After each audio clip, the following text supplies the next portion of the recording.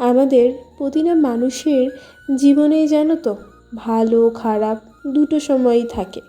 কিন্তু হ্যাঁ, আমি যদি আজকে 30% ভালো সময় কাটাই বা কাটাও, তাহলে আমাকে বা আমাদের এটা মাথায় রাখতে হবে ভবিষ্যতে বা এর পরের দিনগুলো আমাদের 70% খারাপ সময় কাটাতে হতে পারে।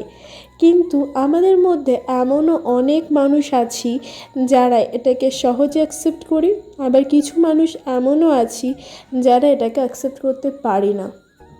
আর ম্যাক্সিমাম মানুষই আমরা ভয়ে কাতরে যে 30% ভালো সময় কাটাচ্ছি, সেই 30%টাকেও 70%-এর মধ্যে অ্যাড করে আমাদের জীবনটা অনেকটা নষ্ট করে ফেলছি।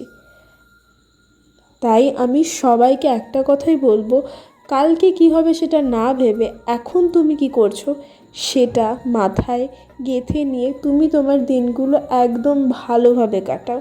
তাহলে তোমার কি হবে, লাইফটা পুরো সহজভাবেই তুমি কাটাতে পারবে। কথাটা কি ঠিক বললাম না ভুল, কমেন্টে জানিও।